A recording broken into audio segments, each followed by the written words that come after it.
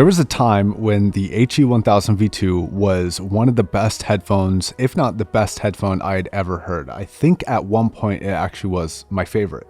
Now, a lot of things have changed. Hifiman has changed, I've changed, the price of this has changed. We're going to go over those changes today. We're also going to be going over some of the history of this headphone and how it competes at its new price tag and whether or not it's worth picking up in 2022. Now, the price change is a big one, and it also makes me have some thoughts about what the direction and the future of the HE1000 V2 might be. It's dropped $1,000 from $3,000 to a still puckering $2,000. So it's still a very high-end expensive headphone. Now, even though that price range is much more appealing than the $3,000 price, it is still in the realm of a very competitive current generation market, including some of Hifiman's own newer generation headphones. So let's keep that price in mind, but I want to backpedal a little bit and talk about the headphone itself. Now, this headphone has what I would consider to be a controversial build. That is, some people love it and some people don't like it.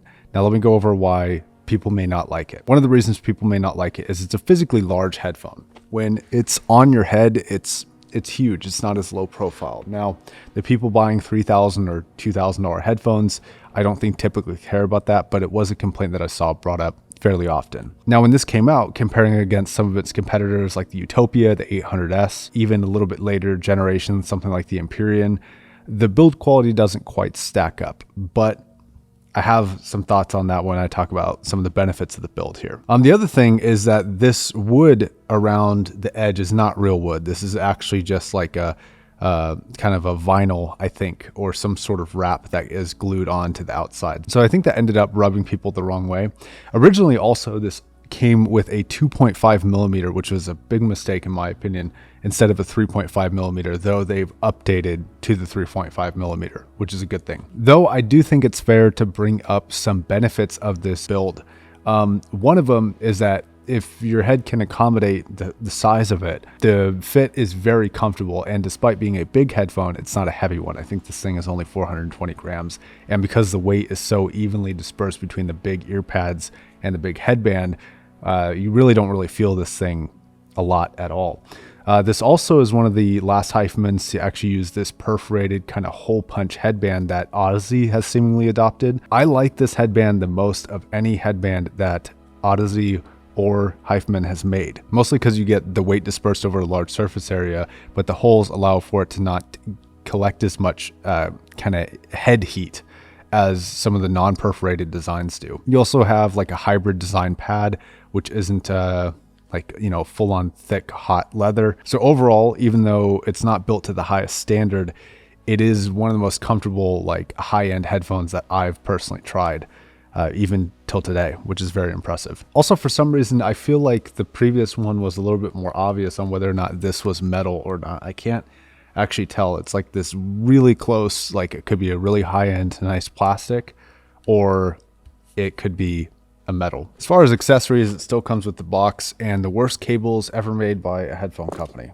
or a cable company, really. Now, internally, this featured sort of an offset sized magnet design where the outside of the planar magnets were a little bit thicker, a little bit heavier hitting than the inside ones. They were sort of this thinner line. This is also featured on the Aria headphone, the original Aria, not the Stealth Aria. The two headphones that I know for a fact I've tried with that design, I have liked a lot. And that brings me to the sound of this thing and whether or not it competes today. So when you talk about sound, this is one of those headphones that you have to bring up amplification, because you are going to get so many different versions of this headphone depending on what you plug it into. And I hate to say that because it sounds like gatekeeping, especially when you're saying like this level of amplification is bad and this level of amplification is good. And I don't say that with every headphone or bring it up because I don't think it's relevant to some headphones, but headphones like this, it very much is. If you plug this into a amplifier that's not really well suited to handle the power requirements of this thing, you are going to run into an anemic sounding HE1000 V2 basically. Same thing happened with the Aria, where if you underpowered it, it's going to sound really thin in the bass response, a little shrill in the high end, and the sound staging may not be as open as it otherwise would sound. So there's no way that I can run through every single amplifier that this is going to be good with. I'm just going to tell you what I've been using that has been amazing with it. The A90D has been amazing with this. I haven't tried it on the standard A90. I've been using the A90D lately, and the new Hifiman EF400 sounded amazing with this.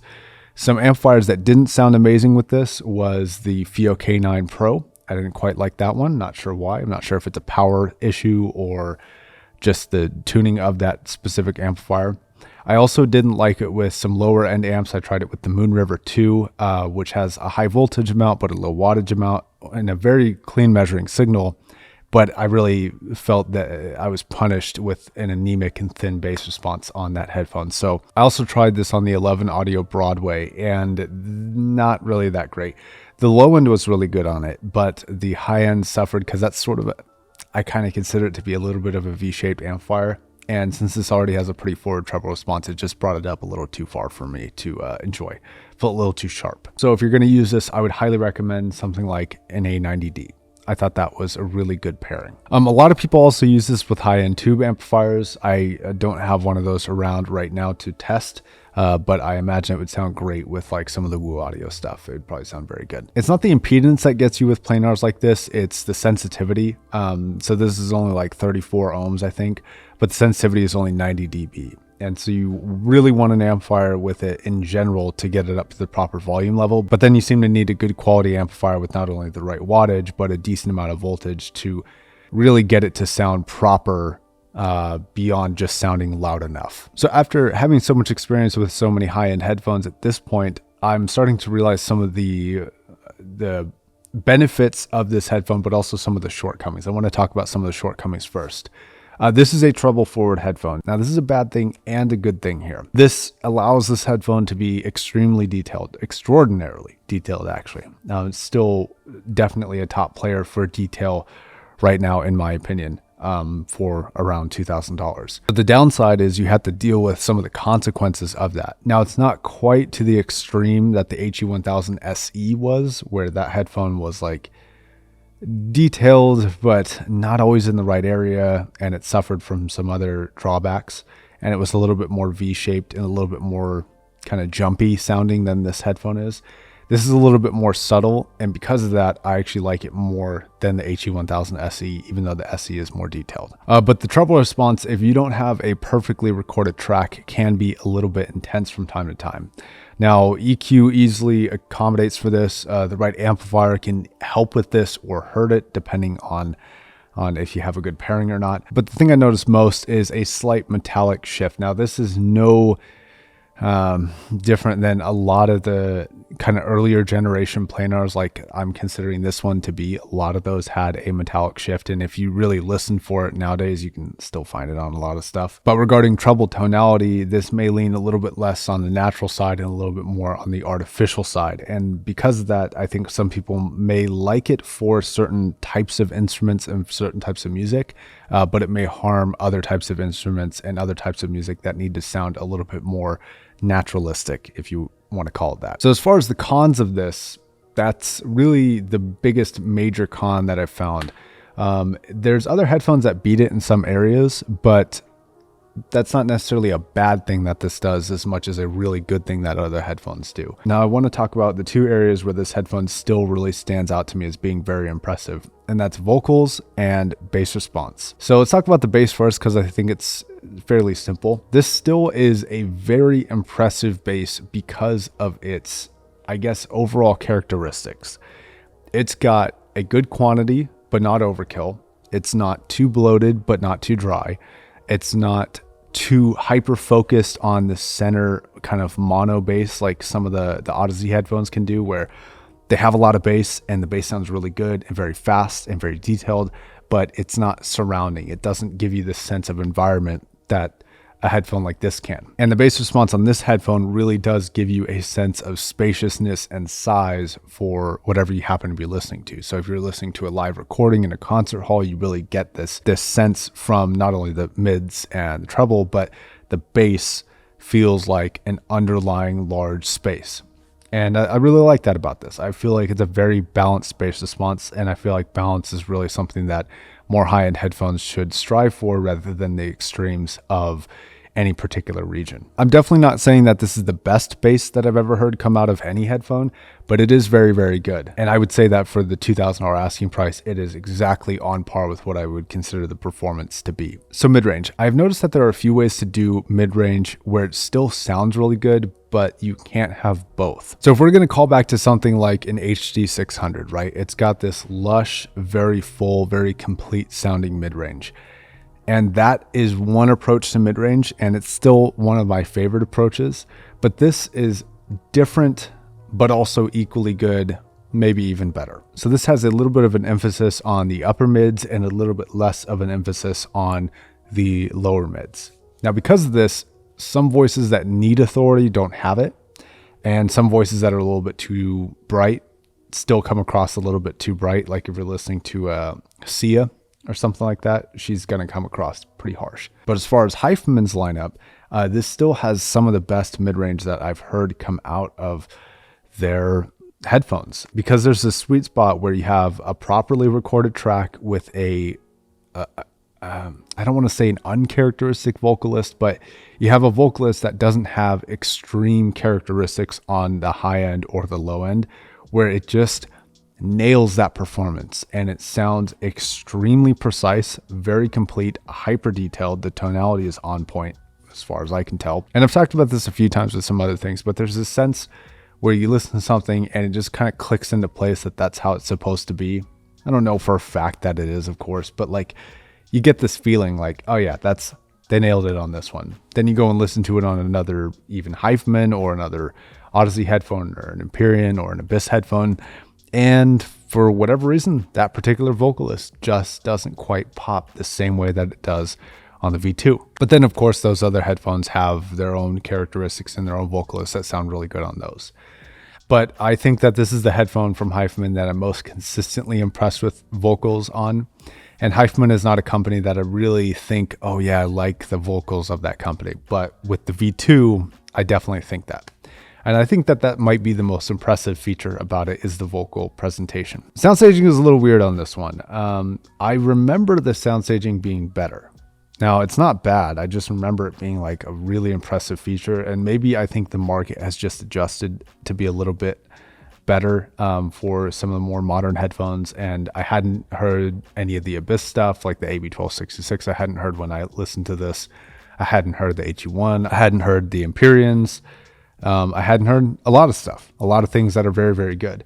And even Hifiman's lower lineup is getting very, very, very good. So the Aria, for example, which I think I heard after this, the first go at the V2, had wider sound staging than this does, but wasn't quite as detailed, and the mid-range was not quite as good. The Aria was way too shouty compared to this to be considered like in the running for a great vocal headphone. Though the vocals weren't bad on the Aria, just in comparison to the V2, which when I was comparing those two, the V2 was double the cost, so it kind of made sense. Now they're a little bit closer. But the V2 is a step ahead in terms of vocal delivery. I also think it's a step ahead in terms of bass delivery than the Aria, but the sound staging on the Aria and the scale on the Aria, I do think is a little bit better than this. But the other regions, like the Aria has a little bit of a plasticky high end for its tonality, whereas this is a little bit more metallic.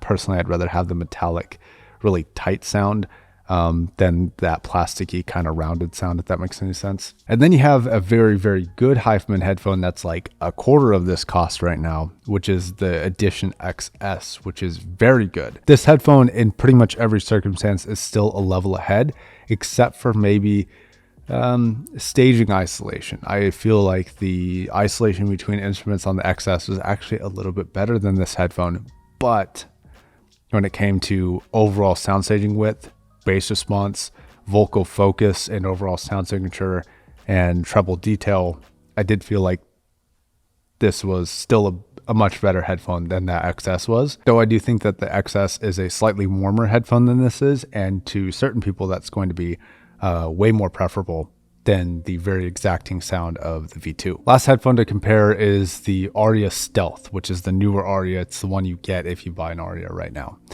I didn't like this one quite as much as the original Aria, personally, though I did recognize that the performance was actually a little bit better, but it missed some of the things that I really loved about the original Aria, like the staging. I felt like it lost a lot of the staging capability, but it made up for it with things like a better treble response and timbre and a better vocal performance, not being quite as shouty. Now, the Aria Stealth, I think it does actually measure better than the V2 does. And for that reason, I would sort of have to recommend that one on a technical level. But personally, I would much rather have this one if you're talking about a few $100s difference. I think that the vocal response specifically is worth the additional cost, as well as, in my opinion, the looks. I think it looks very good. And this is still a more detailed headphone, but it's much more picky for amplification. The original Aria was really picky, and the V2 is very picky, but the Aria Stealth was a lot less picky than either of those, and you could get away with a lower end amp on it, which was a good update to that, a good change for that. But I kind of like doing the amp dance and finding what amps work and what amps don't. But I'm also a person with a lot of resources in that area, and not everybody is as fortunate as I am. So what is fun to be may be extremely annoying or expensive to you. So I apologize if that seems insensitive. Now, in 2022, is this a competitive headphone? Yes, with the new price drop, it's still a very competitive headphone. I think that the lineup of Hifimans that I would recommend in order would go sort of by their price tag.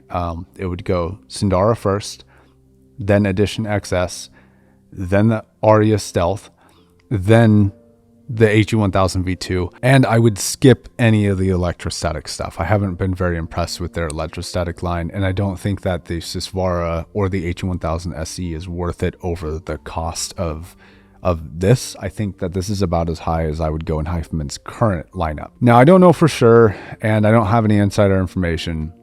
I have a feeling that they're probably going to be phasing this one out.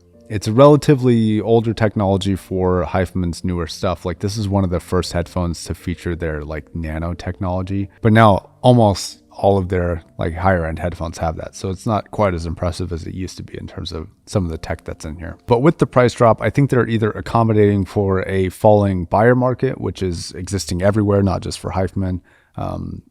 People are really pinched right now. So an expensive, ultra expensive headphone like this is going to be, not as attainable for a lot of people these days as it was back then. But I also just wouldn't be surprised if they're just going to be coming out with some newer stuff and they're trying to move some inventory before they come out with the newer things. But either way, that's sort of a look at the HE1000 V2 in 2022. It's a very competitive market nowadays, even within Hifiman's own lineup. And I think that even at this price range, there are still Hifimans and other headphones that are very compelling options if you like alternative sound signatures to what this offers. Okay, thanks a lot for watching. See you guys next time. Bye.